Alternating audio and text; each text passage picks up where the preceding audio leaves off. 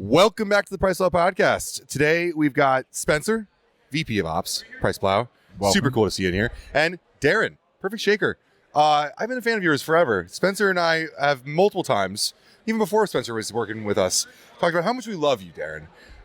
So today we're going to talk about the story behind PerfectShaker, one of our favorite shakers in the world. And I told someone earlier before, you laughed about it, I told someone I'm really excited to learn about the supply chain of shaker bottles. They thought I was being facetious. I am seriously very interested to learn about this. So thank you for joining us. Well, thank you for having me. I'm super excited. Give us a little bit of a background, how you got here, how you got into making shakers. So you bring up a great point about why the supply chain of shaker cups. Mm-hmm. And my business partner, Mark, and I we always laugh. Like, we're in the spoon business, right? It's not fancy. It's not flashy out front. You spend $1 million on a booth. It's just, we're the guys in behind doing cool stuff to make sure that people are excited to use their product. And that's why I get excited about it, because we help brands build their brand. And I think that's what's super fun, is you get to work with all the entrepreneurs and help them make their dream come to life and provide their customer with a really great experience. Because if you're not customer focused, and I don't know, how you guys ever had a shaker cup leak on you before?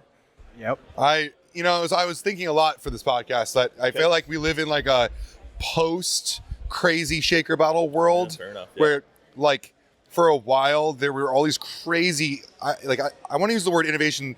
I don't want to say there isn't innovation anymore, because I think there's even better innovation now. But there were so many people throwing shit at a wall when it came to shaker bottles to see if it stuck.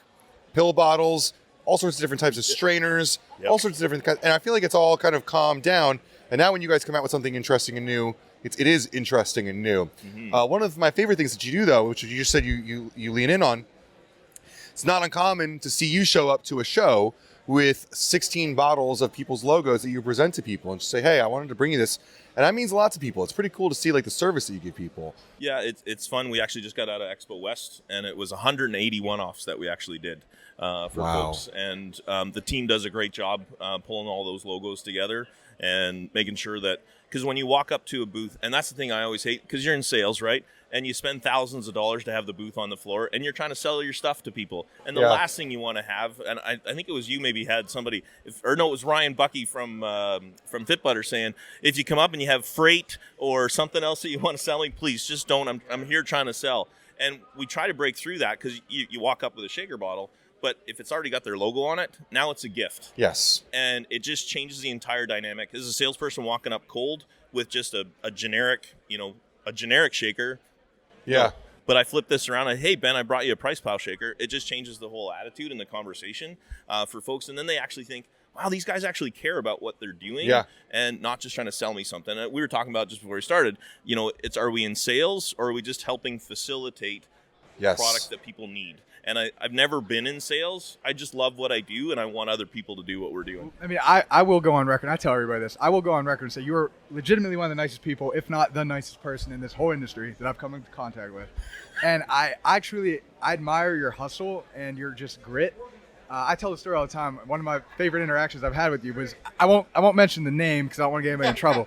But there was a conference last year in the summer, and I think, I reached out to you, you reached out to me on LinkedIn, you asked if I was going to be there, and I said, yeah, I'll be there. Will you be there? And you were like, no, I was specifically told not to show up to this conference. So I'm there the day before the conference actually starts. I'm setting up our booth and everything. At this point, it's towards the end of the day. The expo hall is mostly empty, and I happened to look up, down the aisle of, hundreds of booths away from me, maybe 100 yards away from me, down the aisle, and I see a gentleman in a fedora carrying what appears to be a rucksack full of shaker bottles, and you and I make eye contact from about 100 yards away, and you just give me one of these. And I saw you, and I nodded, and I gave you like a little fist bump. And then, so you showed up, you found your way in there, you found a way to make it happen. I've seen you outside of Supply Side Global, commandeering a table and handing out shakers to every person you recognize going in. So I really admire your hustle, your grit, your kindness. And that's something that you uniquely bring to this industry, what you do. I consider myself to be an expert in hating cold calling. Like, this is like part of my personality. I think there's like a thin line between like hustling and like annoying people. And I think you do an incredible job of showing up and being like compelling without like getting in people's way. Yeah. You do a really great job of that. And that's service. And I like what you kind of said, like the spoon business. Like, you guys represent people in their promotional merchandising, and I joked with you earlier this year. We're working with some different fun projects that I don't really buy any shaker bottle for the technology, right? Like at this point, like it's all really it's evened out in a lot of ways. I buy them because I want to support certain people, you know, and even if it's just supporting a brand that has their logo on it. Sure. And I feel like you do a really good job of understanding why people buy shaker bottles. You know, you understand that, you know, it's not going to reinvent people's lifestyles, and you're just here to help like the brands represent themselves well. You do a great job of it. You also have a bunch of options when it comes to recycled or where the country of origin, which matter. Those things matter a lot to people. I feel like you guys just invest in areas where it matters to people, and you don't worry about those other areas where, you know, other people probably get tripped up in. Yeah, you bet. And it's funny, we just talking about how we got started. Back in that Wild West that you were talking about, like this is our OG shaker bottle. And this is the exact example of like this thing. Like I know this would leak all over. Oh, me. it 100% does. I had a And it would $200 shirt, break. and it just It would break the first time you drop it. Yeah, I love and the air hole, so that it can flow better, right? And then the filter screen on the inside. If you can open it, I don't know if it'll open anymore, but don't worry. I've handled a lot of these. Oh, you know what? I'm going to leave it. Open it up. I want to see the screen on the inside. There's a screen inside of here that no powder. So here's the problem. The powder sticks to it. Well, I'm going to be very fair for you. Please.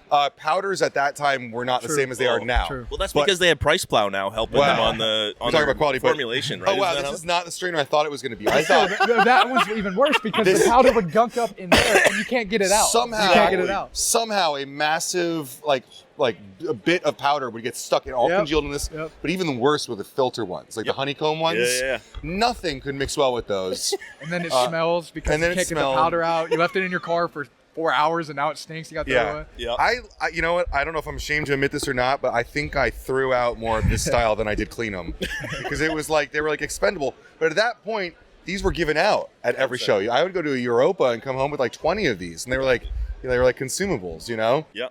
And shout out to Europa, because my business partner Mark and I, we actually started the company in 2009. We were at an Olympia, and we were just coming up with an idea. Like, Mark has a company, I have a distribution company up in Canada, and we were just looking for ways to work together. Because when you find really cool people, you just want to kind of hook your wagon to their star. Yep. And same thing with you guys. Like, just super excited about our partnership as we move forward. And Mark's like, oh, well, maybe we could do some shaker cups. And we went down, and we're on the show floor, and we're talking to Eric and Jeff. And at the time, we didn't know that they were the president and CEO of Europa Sports, one of the largest sports nutrition companies on the planet. And they gave 15 minutes of their time. We're like, hey, guys, here's kind of where you look at, and you want to watch out for this, and you want to, and just shout out to Eric and Jeff for just investing in some young guys that are just, super excited about it. And that's what I love about going down on the Arnold show floor. Is I was just talking to a guy before I came up, and he's like, oh, Mr. Thompson, no, call me Darren. He goes, I've been following along Perfect Shaker since you were at my first show when I was 10 years old, and I'm 20, and I'm just looking at getting into the fitness business, and that's cool. And it's just so fun. And it's like, yeah, do whatever you got to do to love what you do, and whether it's shaker cups or whatever it is you're doing, and you just have some fun with it. And then so that was 2010 we launched, and it was always like a redheaded stepchild for us. We're like, our main business is this, but it just kept growing. And then we did the licensing. In 2014, I was at a bodybuilding show. 2013, I was at a bodybuilding show, emceeing the show, and light heavyweight on stage. You were emceeing a bodybuilding show? Yeah, I was the voice of the ABBA, the Alberta Bodybuilding That's Association. really cool. That's really For 10 cool. years, I did. We did emceeing of all the shows, so Northern, Southerns, provincials, all of that. So, that's cool. Yeah, because we always loved the industry. Yeah, and so a buddy of mine, Cable, would always promote the shows, and I walked into his store, and he was super stressed out. I'm like, Cable, what's going on? And he goes, my MC quit for this Saturday's bodybuilding show. I'm like, I'll do it. Give me a microphone. Like, let's go. And we just had a great time from there. But at this show, there were 17 guys, and 10 of them had a Batman or Superman tattoo on their body. And I'm like, oh, dude, we need to put that on a shaker cup. And it took us 3 years, and we had to, friends, family, mortgage the house. My wife and Mark's wife were like, what are you guys doing? Like, because with licensing, you have to write a minimum guarantee before you even start in on anything. And they're like, hey, what do you think your sales are going to be? Well, stupid me was like, we're going to sell millions of dollars. And they're like, awesome. So give us a check for 15% of that to start. Yeah. And then you give us an ongoing 18% royalty on everything that you sell. So it was a 6-figure check to start. And we were a small little shaker cup company. And in the first 90 days, we sold out of everything that we had. That's amazing. That was probably huge for the awareness. Yeah. And then everybody knew the action rod because that's when we innovated the action rod. We got the patent because in rod we trust, and then that way you never lose your balls. Yeah. Wow. That's a great line. Right? Yeah. So why is that not on the bottle? Well, they have Make America Shake Again. Make America Shake Again is on there. It was funny. We actually had a meeting with one of the large retailers, and they're like, "That's not on your marketing, is it?" And we're like, doesn't have do you want to it? be. Do you want it to be? So we modify and away we go. But I like that you've made the rod into a functional straw. yes, thank you. That's really cool. Yeah, well, and that's listening to customers. And I guess the other thing is how we started was a large retailer. Did you know that when that large company we were talking about earlier that really is litigious in the shaker cup space, they only can print on one side? And our customer came to us and said, hey, could you print a logo on the other side? And we're like, sure. And so then it was able to half the price because they put inventory item on one side and marketing message on the other. And from their perspective, it was half the cost. And That's hilarious. Sweet. And so Literal that's how we got it. white space. Exactly. Literal white space. Literal, Yeah. and because they just had their stuff on the other side. And anyway, so listen to your customers, and I think that's what I love about what you guys do so well is you just listen to the industry, and you then grab it in a way and are able to make it out. Like the content that you guys put out is awesome because you can synthesize all this craziness that's going on and go, here's what's trending, here's what's really cool. And thank you. I just appreciate the team that you're putting together. Yeah, Ben, I mean, what's happening. we're relating to our audience. You guys are relating to the brands that come to you for shaker bottles. So same concept for sure. Yeah, exactly. Cool. So, and then from there, I don't know if you look at it. Do you still MC bodybuilding shows? No, not anymore. Bob Ciccarella still has that one, so that was the dream. So I'd rather listen to you. well, there's my application. I don't know if they need anybody, moving forward, but happy to jump in whenever's because I can do the radio voice as we need to. I was to say you got a voice for this. I'd like to listen to it. Yeah, I have a face for radio too. I'm really curious about like a couple things with shaker bottles. I'd love to hear from you. I don't know if you can sum this up, but can you talk to us about the process of creating shaker bottles? Like, where do you produce them? How are they produced? Like, how did you go from, this very simple shaker bottle to, a metal shaker bottle with custom engraving and a patented system? Like, talk to us about the process of making shaker bottles. Yeah, so typically when you talk to somebody, they'll be like, oh, I was on AliExpress or Alibaba, or I found somebody in China that can do that, which is a great way to start, right? Challenge with that is you don't know what you're going to get. Quality, yeah. It could be the best thing ever, or it could be the absolute worst. We were fortunate up, Ben, that when we first placed our first order back in the day, we found a great partner. Same partner we've been working with now 17 years. Their printing is excellent over in China, and I've flown over there a bunch of times. And a fun story on that one is we flew over with our sourcing guy, and we went to the office, and there was all these beautiful shaker cup opportunities and whatever. And you're looking at it, and you're like, okay, but I'd like to see the factory. Like, where are the injection molding machines? And because I want to put my hands on it, and I don't want it to be bring your kid to work Where's day the sausage either. actually made? Yeah, exactly. Yeah. So we get in this little Toyota Corolla. 2.5 hours later, we get out, and it's this empty building. And I'm like, what is this? And they're like, oh, when you place your first order, we'll get the machines and we'll really start to.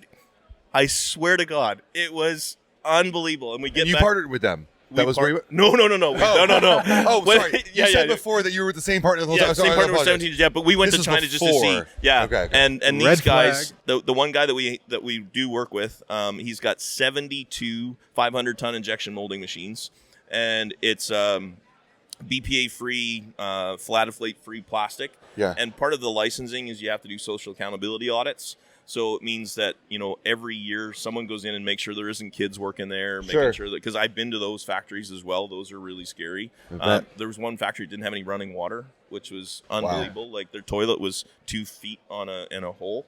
Like it was crazy. Well, how are shaker bottles made? Talk to us about injection molding. What is that? Yeah, so there's typically the mold, I don't know, it's about the size of this table that we're looking at. Weighs a couple hundred pounds. And injection molding, essentially, it's a part that comes together. They inject hot plastic into it, and then takes about 30 seconds of cycle time, and then the mold pops open, and the finished part drops out. So on our shaker cups right now, there's 4 plastic parts and 1 surgical stainless steel part. So a mold, typically, if you're going to buy one here in the U.S., it'll cost you about $250,000 to get a made in USA mold. Overseas, whether it's in Europe or in China, it's about a factor of 10 of that. So $25,000 to $30,000 per mold piece. And then you'll get about 1 million shots out of that. So like 1 million of these flips or 1 million of the lids. And then you have to reinvest back in on that one. Okay. The plastic comes in little pellets. Yes, I've heard and that's this. what's fed into the machine. And then it takes about, like I said, about 30 seconds to build the body. And then it's grammage, like how much weight per plastic that you're using. So you could do different like densities. Exactly. Yep. Very cool. Okay. 100%. Yeah. And so then, how dense is your shaker bottle as compared to others? Yeah. So if you can feel them, that's something that's super important to us is the thickness and what you're doing and the melt temperature. More like durable, obviously. The thicker it is, the more durable it is, but then also probably the more expensive. More expensive. It is too, yeah. I vividly remember dropping these and the bottom breaking right out. 100%. Right? Yep. But the newer perfect one. shakers that I use, this is the one I use every day, like very durable. Not a problem ever. Yeah, you bet. So we do that. My worst nightmare was we'd earned Redcon 1's business way back in the day when they first got going. And we did a full run for them. They were launching, ready to go.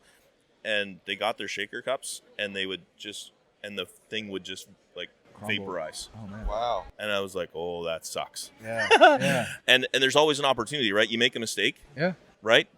Crap happens. Yeah. The secret is you now have an opportunity to develop that relationship with the customer and go, no problem, guaranteed. We flew over enough bottles for them to be able to do that. And I said, I apologized, and, owned it up, and they've been a customer ever since. And then that probably allows you, too, to go back and improve your products to make sure that never happens again, or improve your process. Yeah, exactly. And then, working in the U.S. And now working in Hungary, it's really interesting to see the different molding. And it's like McDonald's, if you ever heard that story where they started in California, where the potatoes were fine, but then as they expanded and franchised all over the world, the potatoes weren't the same. So they had to be because every time you go to a different climate or different, and then how, like the dyeing level, like how to print on that, because printing's super important, right? Like it's, how is it going to adhere to that? So this PricePlow one is a heat transfer that we put on. It's sublimated right into the plastic, whereas something like this is just a screen print. And that'll rub off eventually. Well, this one has more of a chance of rubbing off than this one. That's fascinating. I don't know why. Really? But, I thought sublimated would be much more durable. You would think, but this one is rated for about 50 dishwasher cycles. This is rated for about 500 dishwasher cycles. Wow. Which is bananas. They don't make them like they used to. Kidding. Exactly. Why you sublimated instead of screen printing? Great question. Setup time and MOQ. So MOQ on these ones, we can do one-offs. Whereas a screen print, to actually do the screen, it's going to cost you every time you do that. And then once you set up the machine to do that, like if you ever looked at a T-shirt getting screen printed, same thing with a shaker cup. You're going to want to do 5,000 of them to really, take full advantage. Do you offer that like customization to brands? Like if a brand came to you specifically and said that they wanted the screen printed, you would do that? Exactly. Cool. And then there's different types of inks, and it's just fascinating, like CMYK versus PMS and how you match colors for the brands, and all that's super important. Yeah. And you just never know what's going to come. Color science is really awesome. Yeah. Our resident expert for that is definitely TK. Nice. Who's here for I won't even attempt to talk about the CMYK colors. And I've heard TK talk about it. It is a different language. Yes. Yeah. Right. One of my favorite things to point out to people is like the colors you see on screens are not the colors you see in real life, right? Exactly. You send someone a render, not going to be the same color.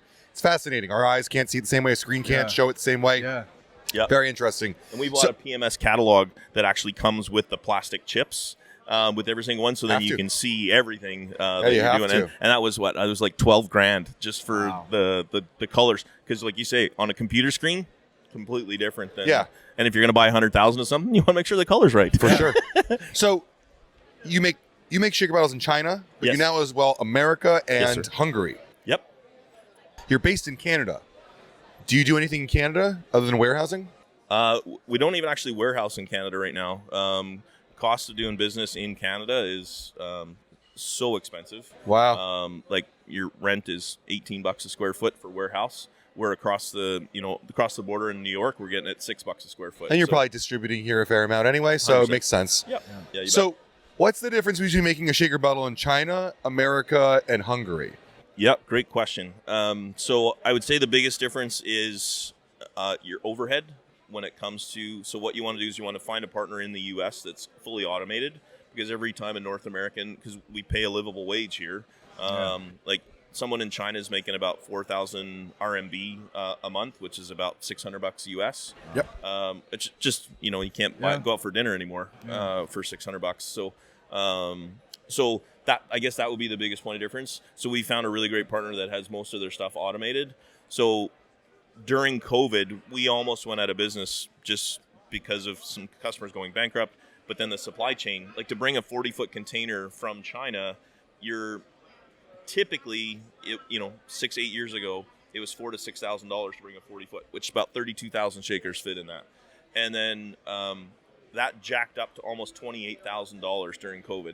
And it's just bananas. Yeah. Like, just like, well, why even bother? Yeah. So then that's when we really started going after the Made in USA, and just a great partner that we have in that.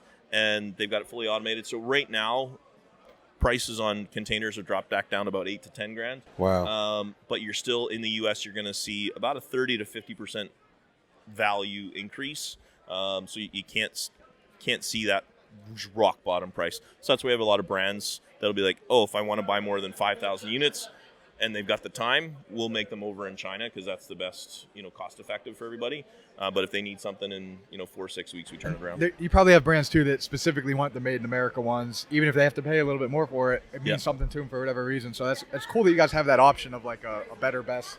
Exactly. Yeah. And again, it's listening to the customer. Is that important to you? And you brought up the recycled material, and we'd worked with a company called Ocean Works, and they provide recycled plastic pellets. And I thought, we can change the industry. Like, we can get everybody away from plastic. It'll be awesome. And, because it actually uses the ocean plastic. It's not just recycled plastic. Right. It's like they go out to the ocean, scoop it up, reuse what they can, and away you go. So they scoop up the plastic, melt it down into beads? Yeah, into little pellets again. That's really cool. Yeah, so it's a really cool supply chain. And, I'd go to customers and be like, and it's only 25 cents more. Yeah. And they're like, no, that's too much. But the ones that would lean into that would really appreciate that. I think some brands like that would be in Whole Foods or those hippie granola brands, for lack of a better word. That might mean something to them, and that might be worth that additional cost. Sure. So it's cool you have that as an option. Exactly, but unfortunately we missed the trend on that. So now everybody's stainless steel glass. That's what that customer. That's what they're looking for. Yeah. And then at some point maybe copper.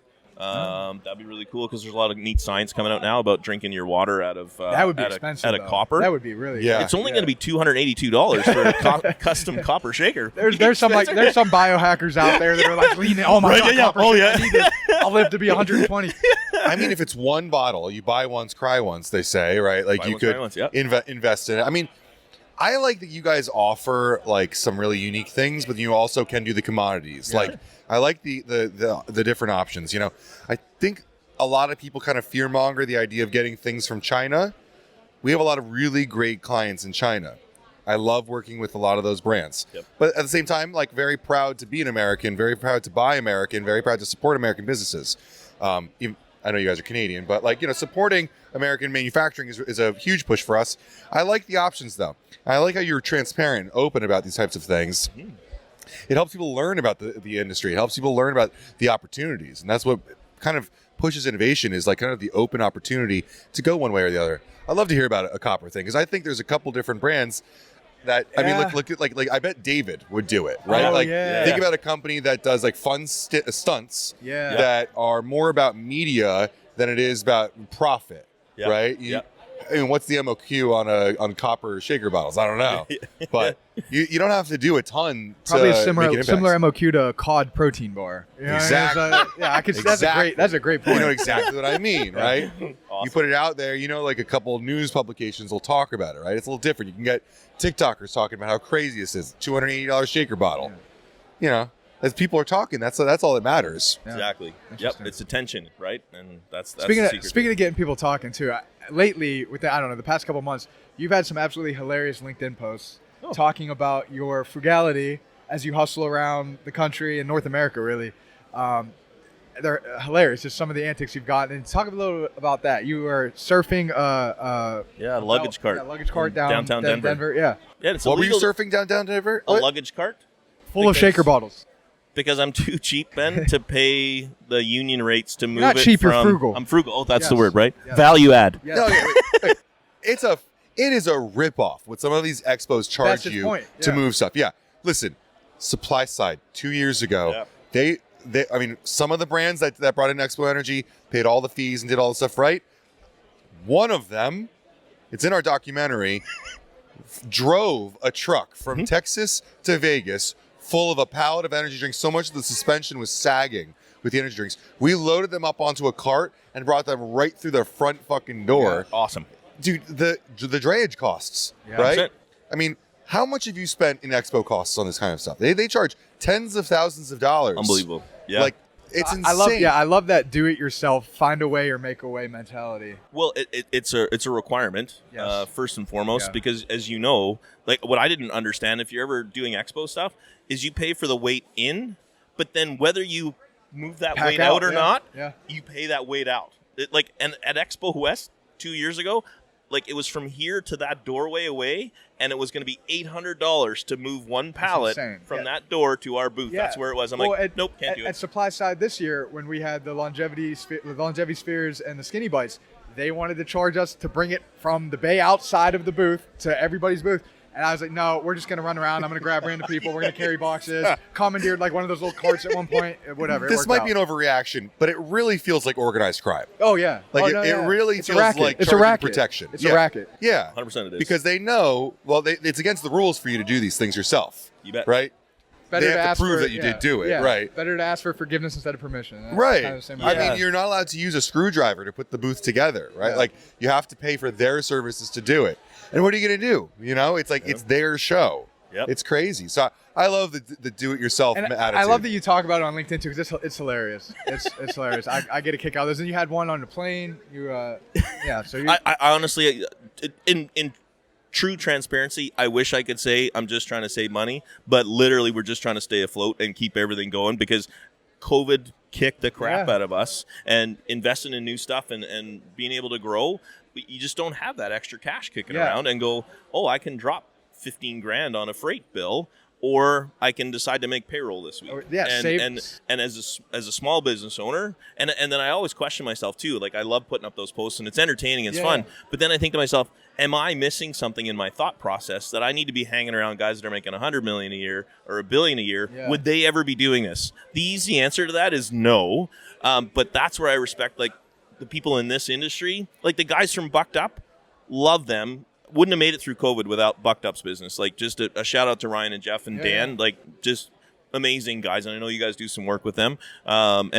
We wouldn't exist if it wasn't for Bucked Up's business, in true honesty. And what I really appreciated with them, we were at LA Fit last year, and they pulled up in a car, and there's Jeff and Ryan throwing boxes out of the back of the car, running them into the booth. And I'm like, okay, these guys are doing hundreds of millions of dollars a year, and they're still hustling. Roll and your that's what I sleeves love up. about this industry. You Is love a you scrappy can, business owner. yeah, because at the end of the day, that's what I want to pass on to my kids. Like, I've got my 16-year-old son Reed here this weekend, and he's down Yes, slinging and shakers You in had the booth. another post something about child labor. You might get in trouble. We can't afford employees, so we grow them.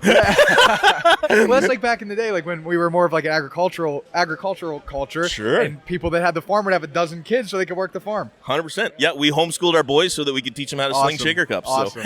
So. I believe the vast majority of brands that you feel like don't have to do those things made their way up doing those things, right? Like, there's plenty of stories of Ghost being scrappy. Yeah. There's plenty of stories of Cellucor being scrappy, Yeah. right? Like, we all shared hotel rooms. We've slept on floors. I know I have. You know, like, Yeah. it is what it is. You got to do what you got to do. Yeah. I think it makes the stories that much better when you do. Well, and that's what I want to make sure to pass on to anyone that's listening that wants to start, that it's okay to sleep in your van. Yeah. right? Like I'd fill the van up with shaker cups, and I just made it so that there was enough room for me to lay down on the top and just grab my sleeping bag, and you'd go. That's And, awesome. and For a if I show, right? Not like in general. No, you're like legit going to see retailers. Yeah, but for like you're not like living in your van. I'm at not home. living in no. Not yet. No, Not yet. I lived in an RV down by the river for a while. Down by the river. Yeah. But yeah, doing that, and then if you sold a certain amount that day, you could actually get a hotel if you could afford it, and just that mentality of never losing sight of that. Everybody loves a good underdog story too. So Sure. people get in your corner for that. At some point, though, I'm tired of being an underdog. I would like to be the number one shaker cup brand in the world, so we're working on that. Yeah. And And that because being gritty- number two is just never fun. No. That gritty scrappiness though will make it happen. It will. We're working on it. We got a good team of people, and working with great folks like yourself to just tell the story and be authentic. Our core values are service, integrity, and results matter. And at the end of the day, I think that's why we align with what you guys do. Well, I do feel like you guys are a core like pillar of the industry. You do have like some pretty good relationships that are set in stone. I mean, I hope you're not sleeping in a van tonight. You have a hotel room tonight, right? Well, I meant to talk to you about that, Ben. Have you got spot on your floor? I think the lobby's open 24 hours. Yeah, that's it. Yeah, no, but again, teaching my son how important it is just to do what you need to do to get it done. That's important for me. That's a powerful motivator too. As a new dad, not to make this about me, but as a new dad myself, like that is just a different level of motivation. That you have a son not only to provide for, but to leave a legacy for as well. Yeah. So that's there is no more powerful motivation than that. Yeah, absolutely. Yeah, I've shared hotel rooms with a lot of sales reps I didn't like. I've slept on floors. Yeah. I've slept in some bad motels because I forgot to book a reservation. I think anyone who's done the Road Warrior thing has experienced it. Sure. When I came to PricePlow, one of the rules that we made was we don't share hotel rooms. Like we do well enough that we can all get Awesome. I like a little bit of privacy on trips. Like I have my own shower. But Well, especially because you guys give so much to people, like listening and like sharing at these. It's exhausting Thank you. to keep that level of energy up, to be able to say, hey, I want to hear what you have to say. And the way you guys are always present, I just appreciate that, because it's so great to hear, because you actually take the time to listen about what folks are doing and then you piece that all together, and that takes time. Yeah, we do we are very concerted in the message that we send out. We try to pull from each corner of the industry.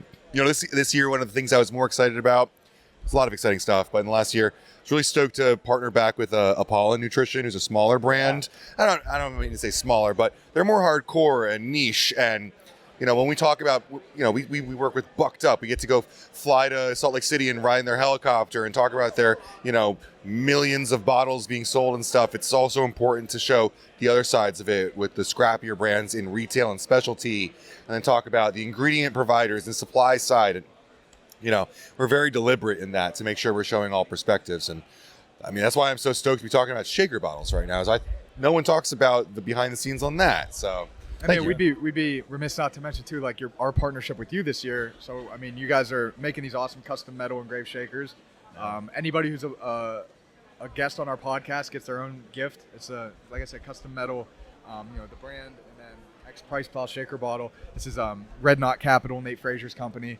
He was on our podcast earlier this year, but it's such a quality product. The one you guys did for VMI looked awesome. Tom was really pleased with it. He said he's going to put it up kind of on his trophy shelf. Nice. So yeah, they look great. And I mean, talk a little bit about that process too. I know you guys have a video of the engraving process that looks really cool. So you can kind of send that out to the companies as well as for some additional marketing. Yeah, you bet. So with stainless steel, it's a whole new supply chain, and learning that, and we have over the last couple of years just getting stainless steel ready to go. But one of the things for us is decorating and doing laser etching. Like we dropped $13,000 on a, here's a tip for you. In order to etch metal, use a CO2 laser, not a fiber laser, even though that's what the laser company sold me. And it'll actually burn right through the metal. Like it'll go right through to the hole. Yeah, it'll burn a hole right through it. Wow. So our first few one-offs, they're not awesome. But then we worked with a new company called Radiant Laser Systems, and they were great. But it goes from $13,000 to almost $100,000 to invest in a laser etcher that'll do it nicely, and it'll just peel. It actually just peels off the powder coating. So what you have here, This is a black powder coating, and you can do whatever powder coating you want. But this is the natural color of the stainless steel underneath. Right. So you're just revealing the metal behind it. Wow. Exactly. Yep. So and that's how much of this bottle could I cover in decoration if you wanted we to? do full 360, whatever you want So to you do. can get really, really creative. If Exactly. You had, Yep. Wow. Yeah, like I don't know if you saw the VIP shakers this year for the Arnold, No. but it's a 360 wrap of Arnold collectible, and wow. it is awesome. Really? Yeah, I'll have to send you guys the image of Wow, it. But yeah. if you're VIP here this weekend, I think they ordered in like 5,000 of them, and that was part of the VIP package that folks were So getting. you're partnered with the Arnold for that. Yeah, we're That's partnered with the amazing. Arnold, and then the Arnold UK is amazing. getting some That's stuff. amazing. So, again, it's about being in behind the scenes, Yeah. but it's just super fun. Wow. I want to come up with something intricate and have you do it. I'm curious. That's really cool. I think like people are really learning to be able to express themselves through merchandise like this stuff. I think, we're starting to see a lot of really fun trends in promotional merch, and it's cool that you can kind of like key that into a very usable object, right? Everyone uses a shaker. They're not going anywhere. Yeah. We're getting into RTDs, we're getting all these foods and stuff, but shaker bottles are part It of would culture. be cool to see like a can on the shaker. You know what I mean? Like a can wrapped around the shaker. That would be cool. Yeah. Yeah. We just have you ever seen water dipping technology? They usually do it Yes. like for motorcycle helmets Yes. and stuff to do those really cool yeah. patterns. We've got that for shaker cups now. We're just signed Wow. off on the That's like really you can dope. kind of dip it in, so like full camo and like Yeah. everything That's that you really want to cool. do with that. So and then you can laser etch afterwards, and there's some really So you neat could stuff. like dip it Yeah. and then laser etch Laser the like, negative like layers. off You could have it. like layered almost. Exactly. So you could do textured. like the dip, the Oh, man. powder coat, Yeah. Yeah. and then the metal. Yeah.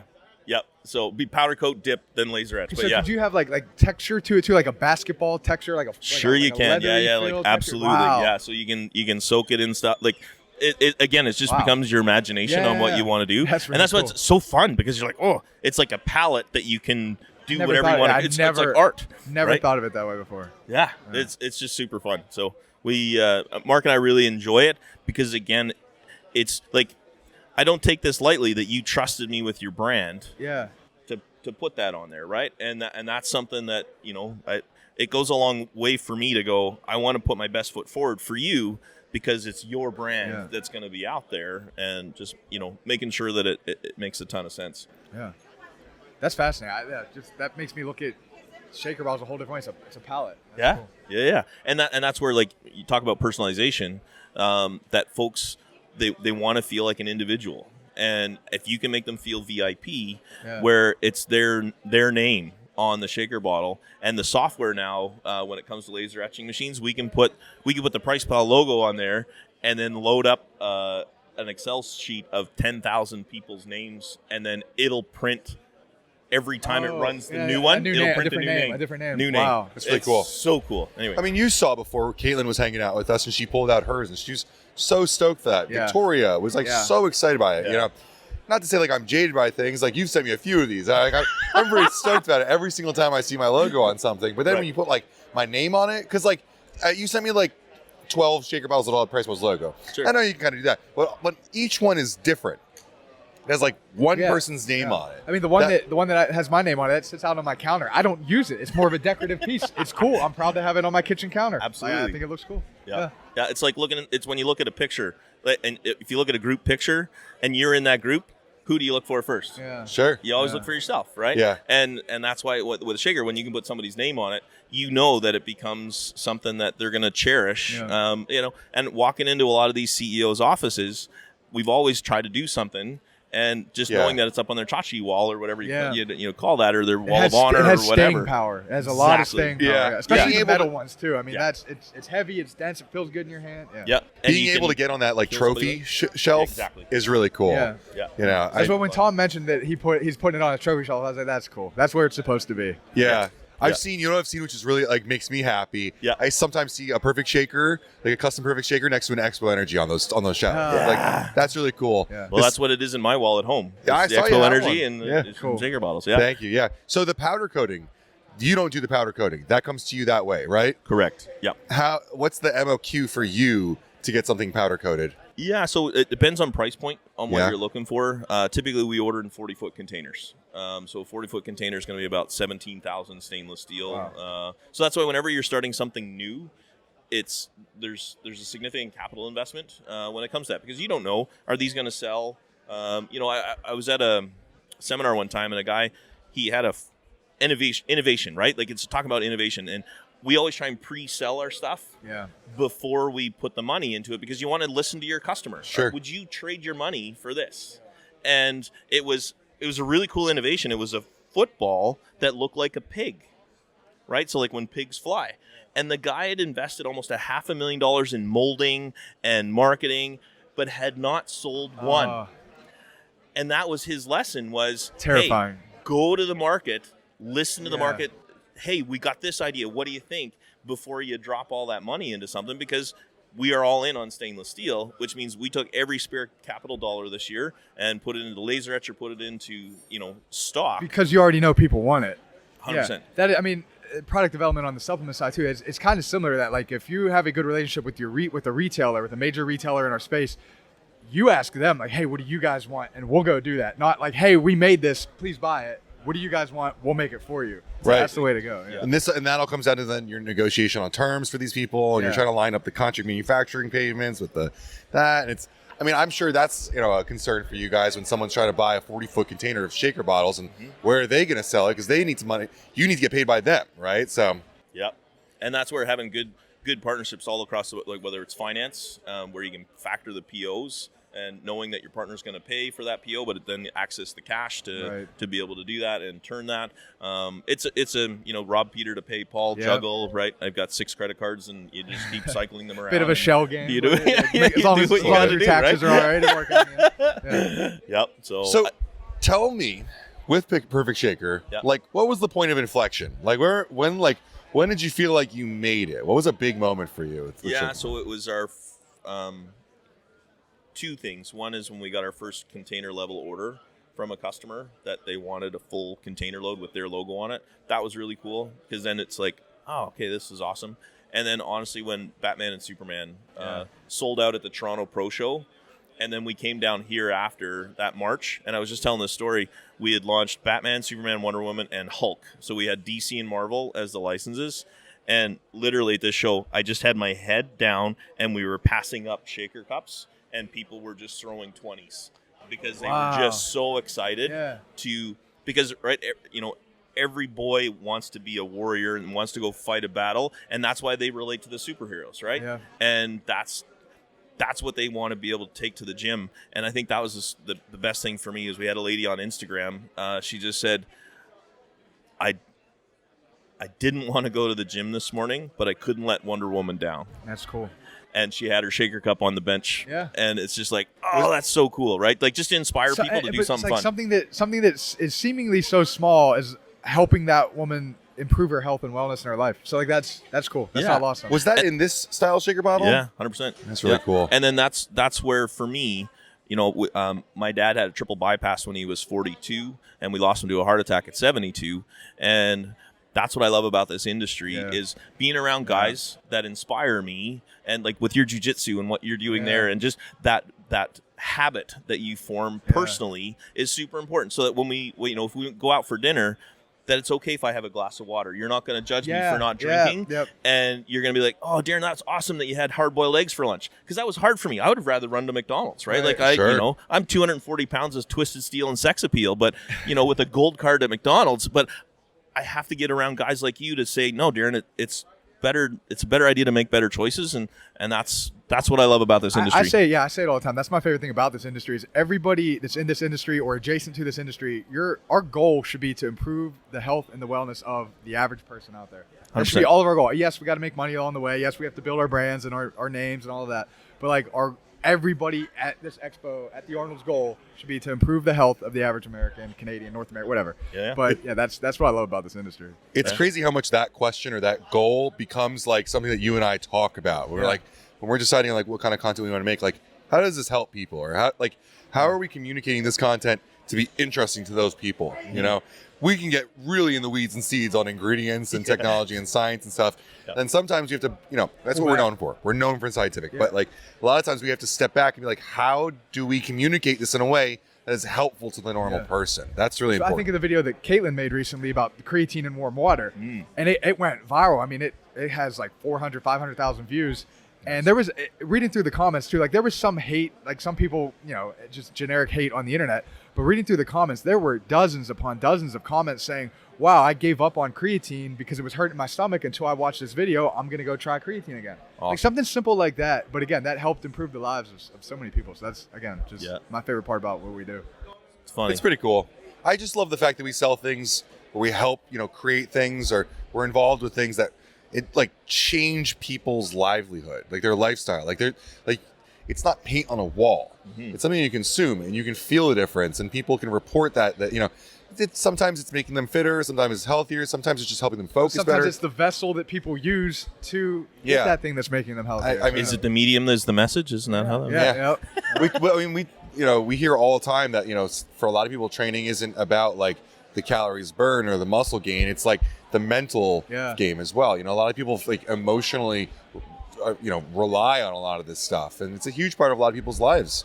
So being able to, represent themselves through a shaker bottle they relate to is pretty cool. Yeah. It might seem small to some people, but on average, you hear a lot of people who are really moved by a lot of this stuff, which is really, it's awesome to hear. Yeah, I think of people representing themselves with a shaker bottle. Have you guys done any work with licensing in sports? With any of the so we Major League Baseball. Cool. So we've done that. WWE. We've done those ones. That was my favorite one. Was doing. Some people might argue that that's not a sport. That's entertainment. I don't know. We'll I'll do a drop off the back here afterwards and tell him if it hurts or not. But Hulk Hogan and getting to go to the head office in Connecticut and sign the licensing deal. And my grandmother, I still remember on Sunday nights we would go and she would wrestling, she would call it. She'd had a stroke, and that's all she could say is wrestling, and that's what she loved. So that's what when we were sitting in that boardroom and we're signing, I said, guys, we just have to stop. I want an empty chair because I have to honor my grandmother because I know she's here in this room with us. And they have the statues of Andre the Giant, and then we got to go to this room that they have where is awesome. That anything that they've created as merchandise over the last 30 years lives in this room. Cool. And as a new licensee, you get to go in and pick one thing that it was awesome to take with you. As cool. Hey, welcome to the family. Anything so Ultimate Warrior was always my favorite. So that was what did you take of the Ultimate Warrior? I can't tell you. What? Can't tell you because it's a collectible. It's one of those things that you gotta. I'm super curious now. You make a LinkedIn post about it. I'll make a LinkedIn post about it. It's next time we're on a conference call. It is up on my. It's cool. Up on the I'll look wall. Out for it. That's cool. So yeah, Ultimate Warrior is a great example of something from this industry that spoke to people on a deeper level. Sure.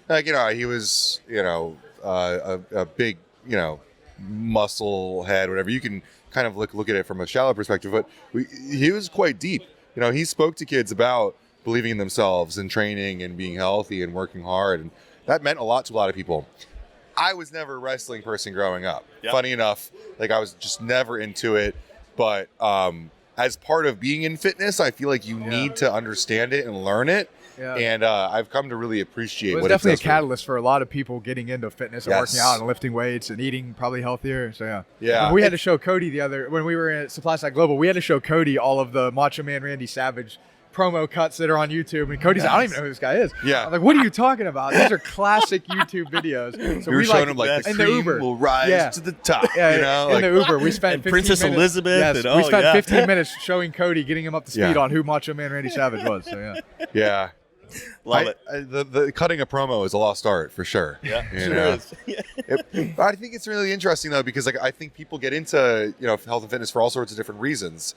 And that it's easy. It could be easy to say we don't have that anymore. We don't have good role models in fitness because we don't have Stallone and Schwarzenegger in the movies and stuff. But now we have TikTokers. Now we have YouTube creators that talk about fitness in such a different way. And it's kind of cool to see how things are changing. Well, you walk that show floor and you see whoever has my son's oh, that's I don't even can't remember the guy's name, Togi or something. I don't know. He's got 4 million followers.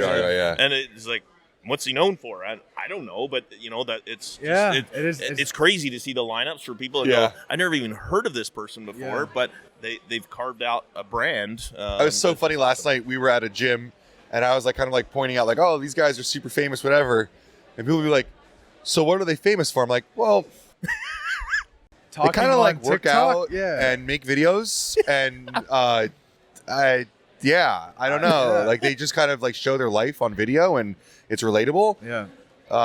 It's fascinating. You That's know, what I love about YouTube is that people can build their own platform Yeah. for stuff to consume. Because back when I was growing up, it was wrestling or hockey, or that's what you watched. Yeah. That's what you consumed on the TV. Like that was what you're doing. Now you can select what you're doing, and it's I respect to those people that are doing that, because it's a lot of hard work. Everybody thinks, oh, I just throw up a camera, and even here, like Cameron getting everything set up for to just be able to shoot this content, the amount of planning and work that goes into that people forget about how much work it is to do that, and then consistently do it and put the content out that eventually goes.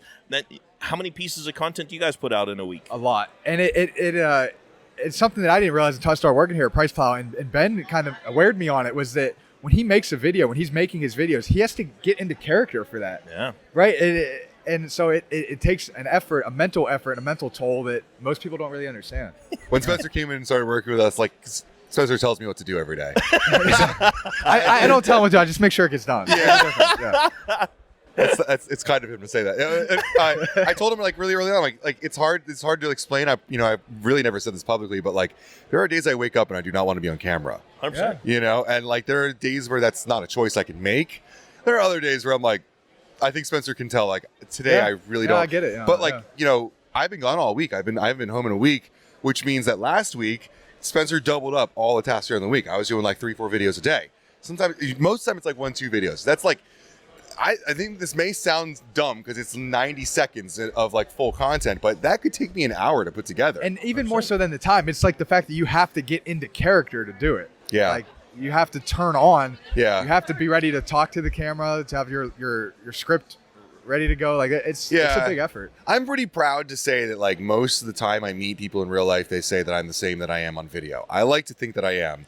But like the fact of the matter is, like if I post 90 seconds, that could be the only 90 seconds that someone sees of me. Yeah. And they're immediately going to make a judgment off of what I look like, how I say things, what I know, what I think I know, what I claim.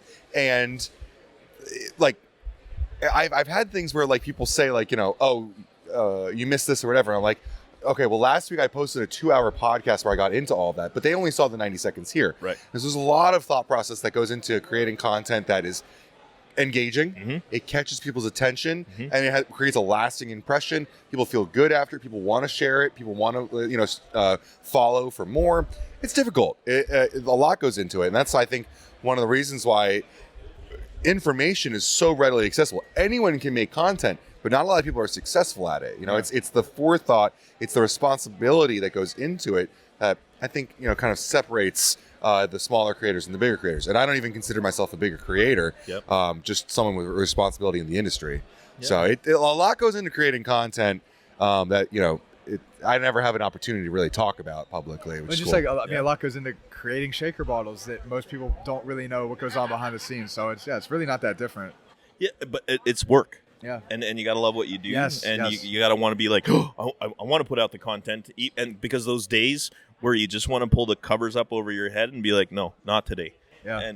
But that's the day that you got to do it. Just like that lady going, I didn't want to go to the gym today, but I couldn't let Wonder Woman down. I So think it's to me, at least, like the ultimate motivation and the ultimate thing that keeps me disciplined is like, what legacy do I want to leave behind when I'm gone, when my time is done? so what is that? Well, it's just in different buckets too. As a father, as a businessman, as an athlete, I just want to be remembered. I want people to say good things about me when I'm gone. That's what really that comes down to. That's cool. I said that I want to say, like, I helped build PricePlow. Ben is the face of PricePlow. Like, that is the legacy that he left. Mike created PricePlow. Like, that's the legacy. This was something like when I came on with Mike, PricePlow was like a lifestyle business early on that fed his family, did a lot of great stuff. And he had some great viral posts that he made a lot of differences or a lot of change in the world in.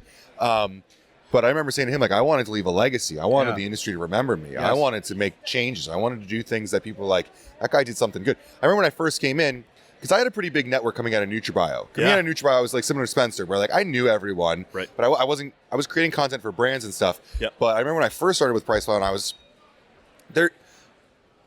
I don't know if this is a hot take, but like I don't think anyone does what PricePlow does. Certainly not the way that we do it, right? Yeah. And that was on purpose. I was wanted to be able to travel the world, tell stories, and be an authority. And when you set out to be an authority, and you don't have the authority yet, a lot of people push back on that. What does this guy know? Who is he? Where did he really come from? And it can be difficult to kind of like cut through that. But, I think we've done a pretty good job of it. But being able to leave a legacy was super important to me because I love this industry. I remember I went to college for dietetics, and I didn't want to work in supplements for all of the reasons that I ended up getting to be in supplements because I got to fix those things. Awesome. So like to me, I didn't like the industry of supplements because there were so many bad things. But we have such an incredible opportunity to like get to impact the world, get to improve quality, go to DC. I mean, Spencer and I got to spend time in Washington, DC and make like a real difference. That stuff is really cool to do. The other thing too, working with brands to create products, we do, behind the scenes consulting for some brands that are launching products, different projects that we're working on right now. Dude, Spencer's worked at some incredible brands. You've been in pipeline stuff, but never really gotten to sit down and like make a product. We were at Bucked Up today looking at their Drive Hydration. Spencer looked at me, he's like, we made this. Yeah, we helped make them. That is so cool. Yeah, that new mango one with Drive, Drive, that was delicious, spectacular. dude. Yeah, it really is. Delicious. You nailed that one, guys. So yeah. And having that horsepower behind to be able to bring your ideas out, it's cool to see it on shelf too, right? It is. It really is. It's worth all that work that you do, and you go, oh, I get to see it out there, and you're like, oh, it's out in the wild. Yeah. That's the best thing ever. Like for you, Bucked Up, like just seeing them using your PerfectShaker, like that's got to be a really satisfying feeling. Yeah, and what's more satisfying is the relationship that we built with the Gardner family, because they're just good dudes, right? Like they started back in 2016, and honestly, we happened to be set up across the hall at the Olympia, and we had a 10x10 booth. They had their 10x10 booth, just getting their their pre-workout started, and we just grew with them. Hey guys, yeah. Did you guys need checkups? They're like, yeah, we need 1,000. Okay, let's get those for you. Bucked Up is a special company. They really are. Bucked Up is a special company. It's easy to say like, oh, they're like just like a big e-commerce company that sells, the deer antler velvet. It's kind of, when you see a company get so big, and such a meteoric rise, I think it's easy to be a hater, like because we haven't done that or whatever. But like, they are the most engaged company, the most interested company in doing the right thing, doing the better thing, doing the next thing. They listen to anyone who gives feedback. I'll be the first person to admit that my first interaction with Bucked Up was me criticizing their products. And instead of them firing back, they said, can you help us? Right. And I, like, looking back, I felt like such an asshole that I had done a piece of content like that. But, like, really thinking about it maturely, like, that is, like, the most incredible response by a brand owner to be able to think, I don't know everything. 100%. This guy might know something. Yep. How can we learn from them? That is the most mature thing. I try every day to be like that. Caitlin's a new creator that we work with, and sometimes as a creator you get some negative feedback in comment sections, and getting to kind of be alongside other creators now and see them go through that first wave of hate and being able to say, like, for me at least, I like to listen to everyone. And that's not everyone can handle that. But like getting to kind of. So what is the secret to getting through that? Because that negative hate online it can be deflating and defeating. So how do you push through that? Rogan says don't read the comments. Interesting. That's a big thing. But when you're a micro creator like we were, I like to think we're a legitimate creator now. I don't think you have the luxury of being able to ignore comments. Right. For algorithm, you have to answer comments. You have to engage. The way that I look at it is if they're commenting, whatever that comment is, good, bad, or ugly, that's engagement. Yeah. And the algorithm doesn't care. Yeah. It just wants more engagement. So someone leaves some shitty comment on a post of mine, I'll leave a comment back that's just asking them for another one. I will farm that. To me too, it depends on the level of the comment. If it's something like just obnoxiously rude, and we have had people that have left obnoxiously rude comments before. Yeah. We all kind of do a good job of rallying and like biting back at that person. But if it's even like a comment that is maybe a little bit hateful, but like you can also tell that there's room to educate the audience member. Do everything possible to play nice and try to educate them or point them in the right direction, or say, well, yeah, you have a great point, but have you thought about it this way? So it really depends. If you could tell somebody's just trying to be inflammatory and rude for no reason, we do a good job of rallying and fighting back. But if there's any opportunity at all to educate, well, I think we do a good job of tempering our response and pointing them in the right direction. Yeah. TikTok's a great example of this. Like, it sounds so funny to say, but like people on TikTok don't know who I am. People on Instagram and YouTube, like we have a decent amount of like brand awareness. Yeah. But like, I had a Bucked Up video hit like 800,000 views on TikTok, and no one on there knows what PricePlow is, what we do, or anything. And like, I had a couple claims in that video about what that supplement would do. Yep. And, there's a lot of anti-supplement hate out there. No, they would never do that. It's not, whatever.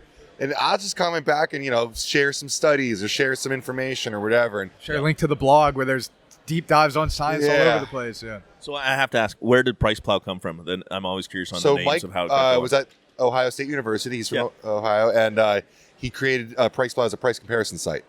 Back That's in where the name 2008, comes from. 2008. So it's Oh, been wow, around for a awesome. long time. Yeah, Right it's been on. around for a while. Yep. And price comparison used to drive its own traffic. If you remember, there used to be these like coupon deal sites. Sure, yep. Amazon really killed that. E-commerce in general growing really killed that. Typically, you don't have pricing battles anymore. Okay. So he eventually realized that content was really important to garner, SEO, site traffic, stuff like that. And so Mike launched a blog. Mike's a big writer. He's a great writer. It's in any of our blogs, if you read any of our blogs, you'll understand Mike is a great writer. He loves getting to the bottom of things. He's like an investigative mindset. But that was great. He exposed a couple big scandals like amino spiking back in the day, proprietary blends he was big on. So I was working at NutriBio at the time. And at NutriBio, we helped kind of fund a lot of his, growth. And we would help him out with stories because we would kind of feed him a lot of stuff. And, he's an investigative journalism on his own, but at NutriBio, we kind of knew a lot of the secrets and we were kind of working together. So he flew out to Jersey and we had just a couple great interactions. 2017, right where I'm sitting right now, Mike and I became like great friends. Nice. We sat literally right here and just became phenomenal friends. And ever since then, well, I should say the next year I left NutriBio and it was a bit of a hurried thing. I found another job. Yep. I just wanted to get back to work. He called me because that company was really excited to tell everyone that they hired me. And he called me immediately and was like, what the fuck? I wanted to hire you. I wanted you here next. And he was like, when you're done with that, like, what's the price? And I was like, this is it. And so I had an unfortunate situation at that company. 6 months later, I called him. I was like, I want that job. How about that plus double? Yeah. Well, it was a fun time because PricePlow was doing well. Yeah. People knew about PricePlow, but like I said, it was a lifestyle business for Mike. It was not like it was paycheck to paycheck or anything, but it was like it was a one guy with like a couple of contractors and I wanted to blow it up. I came in and introduced the idea of like this retainer system. At the time, everything was very a la carte with PricePlow. Right. It was, we do these things, we do those things. Like I wanted every single day, every single month to people see PricePlow content and know that it was coming. Awesome. And that was kind of like where it, we took off into social media. So Spencer calls me the content czar. Mike handles all of the blog and stuff. Yeah. I'm really like, I handle a lot of the social. But we're very yin and yang. We're very lucky at PricePlow to have different kinds of personalities. We have Spencer's organization. Yep. I am definitely the creative that disappears, and sometimes they don't know what I'm doing, but it's always worth it. I like to think. And Mike's, he's the techie for sure. And we can't forget Cody too, building BevLab right now. Just hustling really hard to build BevLab. You've seen his videos on Instagram they're awesome. going viral. Some have like Where do we follow along? At BevLab? BevLab. Yeah, at BevLab. BevLab Media on It's like Instagram. 3.5 million views on that White Monster video. It's crazy. What's so cool about it is that the way that we created PricePlow, it's a very niche content channel, right? Like I think we're like, the best kept secret of the supplement industry. Like if you're into supplements or if you're learning about supplements, you find our content, you like it. If you're a normal consumer, typically it's a little bit deep for a lot of people. Right. So, we work with a lot of brands to help support their marketing initiatives. We help get them content that helps them out. It keeps us kind of niche. We've got 23,000 on Instagram. We've got like 30,000 on YouTube. I think 10 on TikTok. We have a good following across the board. Nice. But I would still consider us to be more of a micro creator. Yep. I love that he's kind of turned that upside down with BevLab. Where BevLab, he's got multiple videos that are like just millions of views because it's all on trend. I'm fighting an upcurrent battle with PricePlow where we're trying to take scientific content and communicate it to the masses. That's a hard thing to do. Yep. Cody's been really great at going entertainment forward and Trojan horsing information and education into there because you watch something that's funny. You see Cody dancing to Celine Dion, and you want to stick around and watch, but then you might learn something more about a ghost formula or something like that because you're enjoying the entertainment of it. Yeah, and how many people are drinking energy drinks right now? Everybody. Something like Everybody. 98%. It's Like insane. 98% of Americans consume caffeine. It's So what is it 5 years or 10 years from now that's the supplement that's 100%. gonna bring around like the caffeine burnout or the adrenal gland burnout? That's what I'm always curious we're on. Is seeing, like what's the next? Yeah, we're seeing like paraxanthine, like an Infinity from Yeah. TSI Group. Yeah. It's a metabolite of caffeine, but it's technically, I guess, not a stimulant, and it doesn't raise your heart rate or blood pressure. So things like that. I mean, Cognizant again would be another example. So it's still something that helps your cognition, but it's not going to raise your heart rate or blood pressure. It's not a stimulant. But yeah, that's a great question. At what point are we burnt out of caffeine? I don't know. It's a great question. I'm the kind of person, I'm not afraid of caffeine. I'm not really either. I'm not. Okay. I don't think caffeine is broken. I Right. don't think we need to fix it. However, there are a lot of people that don't appreciate the side effects that they get from using it. You know, it may be beneficial in many ways, but like, you know, we were walking around the show today. I'm a bit callous to this. I was like throwing them back. There's one point where I looked at Caitlin. I was like, "You got to come try this." She's like, "I'm good. Like I got to tap out." Yeah. But you know, I think there's opportunities for brands to communicate to people who don't like the feeling of caffeine. Some people are slower metabolizers. It keeps them up at night if they drink it after 12. You know, there are opportunities there. But you know, in general, I think the bigger trend, or I don't know how to say bigger trend, but like the overarching trend is the addition of function to things, where it doesn't have to all be stimulant. There's mood state shifts, you know, euphoria. You know, there's a lot of other things that you can modulate in people.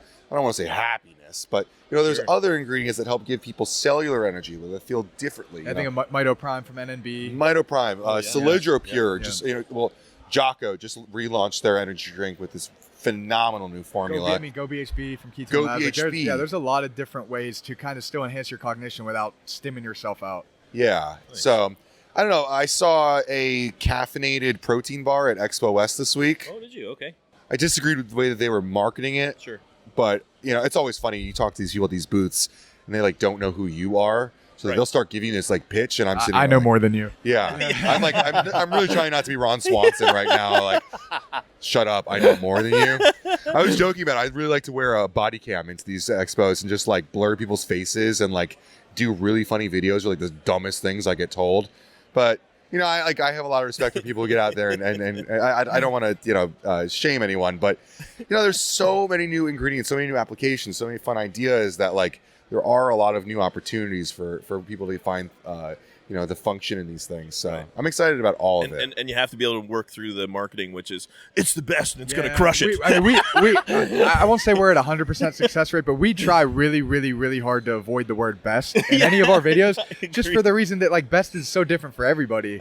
So we do a pretty good job, I'd say 98, 99% of avoiding the word best when we talk about anything. When we first started, we put on the back of our business card, voted number one shaker cup in Canada, and we're like, who voted? Mom. Oh, Mark and I did. Mom. There was 2 votes counted, and it was Perfect Shaker on both. The FTC would like to talk to you about that claim. Yeah, that's why we stayed in Canada. So you start crossing the border with those claims. That's when you get into problems. It's freaking American. Darren, what's next for Perfect Shaker? What do you got working on? You can talk about. That we can talk about. That we can say. Well, the stainless steel is really cool. Super excited about that. And then the recycled ocean plastic got us thinking about how do we be better with our planet. And what I love about the energy drink space is that you have an infinitely recycled container. And if you know some guys that are like in the supplement space that do a lot of, like, you know, helping companies formulate, I'm really looking for some consultants to help me work on an aluminum shaker cup. We can help with that. Do you think you guys could handle it? We can help with that, yeah. And then it would be like an infinitely recycled shaker bottle, and just super pumped. So as a bit of a teaser, I think that I'm super excited to be working with you guys on, because of your experience in the energy drink space, and how do we marry those two things to make it functional, some type of container that's functional for the energy drink user who also wants a powdered pre-workout. Because I also see, you know, in talking to some of the folks, that RTDs is a big deal right now, and that micro purchase where you're sub $5, and it doesn't impact your budget as much as a $70 tub of protein or whatever else. But then you'll get that swing back in another few years where people are like, okay, now I'm going to look at cost per serving and, you know, bring it back that way. So I'm just always curious. But right now on trend, that's why BevLab's just crushing it, and that's why we want to look at it to see how we do something that is good for the energy drink user and the gym goer. Do you think that the rise of energy drinks is hurting shaker bottle sales? Yeah, that's a great question. So we're shaker bottles globally is about a $1.2 billion industry, and its category growth is supposed to be 6 to 7% a year over the next 5 years. So the mathematical answer to that, or the data answer to that, is no, because it's driving more people to make health conscious decisions, and having those functional ingredients, the cognizant, all those things you guys are talking about. People are now like, oh, what else should I be taking? And that's what I love. Like, if you want to get in the shaker cup business, please do, because it brings awareness to the industry as a whole if you're doing cool stuff, right? And it just, the entire industry just raises from that. And that's what I love about the supplement space is guys are genuinely excited when other guys hit a home run or do like what Ghost did, right? Yeah. Like, they're comparable now on energy drinks. Is bananas what Dan was able to accomplish with that sale. It's awesome. What's really cool about brands like Ghost, Gorilla Mind, C4, Yeah. right? Somebody will see that energy drink at a gas station. Somebody that might have never worked out before in their life will see that energy drink at a gas station, buy that energy drink. They say they bought a Ghost energy drink. They'll buy it, they'll drink it, they'll love it, they'll feel great from it. And then they'll say, Ghost, what is Ghost? They'll look it up online. They make protein powder. What's that? They make pre-workout. What's that? Oh, I'm going to buy pre-workout. And now they start hitting the gym. So, like, it's like It's a gateway drug. Yeah, it's a very natural, a good gateway drug. Yes, that's a good way to put it. Yeah. Absolutely. Once you start, Yeah, so it's you're on the path to health. It's a funnel into the world of health and wellness. Yeah, I talked. I'll say like a $1 billion brand reached out to me for my opinion on something. They were asking, like, we have all of this function in pre-workout, all of the reasons to drink pre-workout. We can improve performance, we can improve pump, we can give them energy and focus. But people are just grabbing energy drinks instead. Like, they're grabbing 200 milligrams of caffeine and some taurine versus 20 grams of actives. What is the pain point? What is the reason? And I think that convenience is a huge factor. And taste, yeah. Convenience and taste. Yep. But, like, it's funny to me because, like, to me, shaker bottles are the convenience factor, right? Like, it's easy to throw powder in, add water later, shake it up, and go. It's a fun ongoing conversation that I think is still open. I agree with you. I still think, obviously, we know data-wise, shaker bottles is still growing. And I think shaker bottles will trend with overall fitness growing, right? Sports and active nutrition are growing at a great rate. I think active nutrition is growing a little faster, but shaker bottles will be always tied to that as a macro trend. And there's a way to marry shaker bottles and energy drinks, and we're working on it. Yeah, if you have any good ideas, please send them in. Comment below. Whatever you say. Subscribe and comment. Make sure you subscribe. Like and subscribe. Right. For sure. Awesome. Well, is there anything that we haven't talked about in the world of shaker bottles? Is there anything else you want to share with the world? I just really appreciate you guys and your support. And that means the world to Mark and I. And we're just super excited about building out a really great team of people.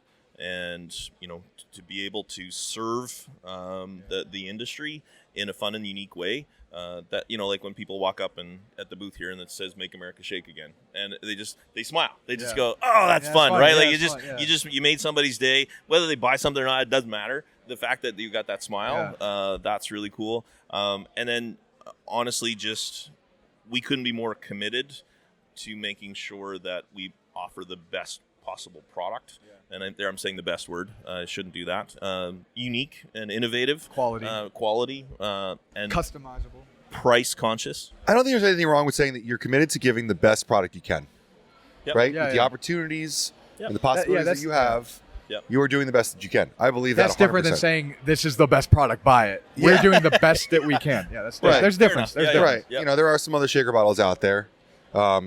Better or worse is probably it's up to the buyer. It's up to the consumer. Buyer. Yeah. I mean, we're all experiments of one, right? What did a friend of mine say? If we all like the same thing, we'd all been chasing grandma.